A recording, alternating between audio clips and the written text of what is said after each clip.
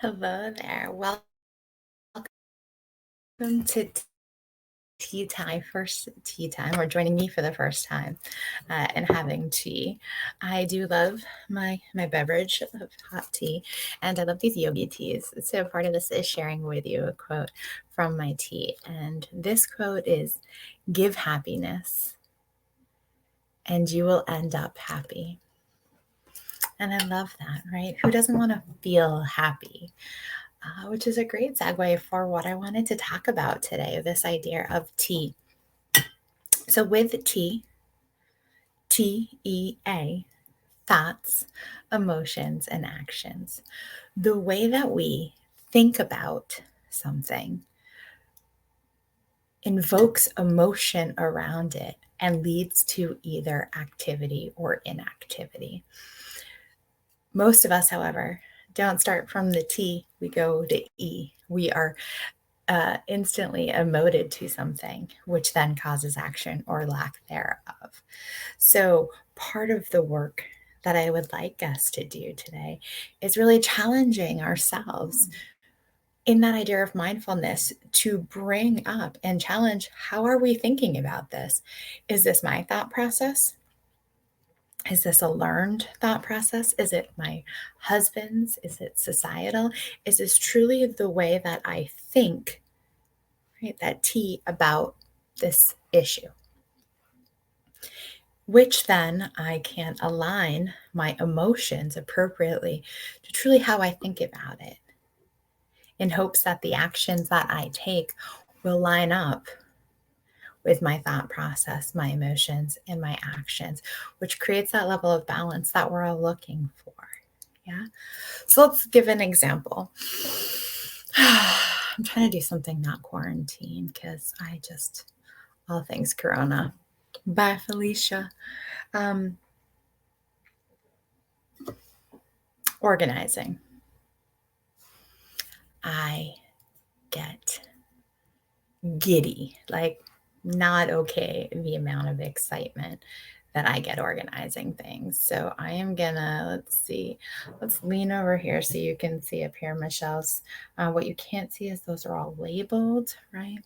Also over, nope, over this shoulder, here we go. Uh, those also all labeled and organized. And if you looked in that closet right there, I'm a situation, right? So the way that I know I associate organization is through that emotion. It makes me super, super happy, gratified, fulfilled, geek out when things are really, really organized. So, but what I need to know is how I think about it in order to catalyst how excited I get so that I can take action. Because as excited as I am, as beneficial as I know something like organizing will be, if the thought process I have around what I'm trying to organize is too chaotic, it is too big, I maybe haven't thought enough about it. I just get excited and know that I want to do it. But then when I actually go to do it, the thought process is that it is just too big of a process.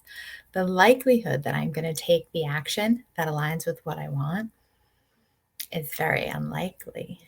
Right? But if I can stop in that T and think about, what am I trying to accomplish?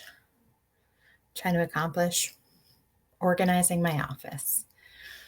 I know that when I do that, the emotions I get are off the charts. Like geeked out city. I get so excited about something being like overly organized and labeled and in its place.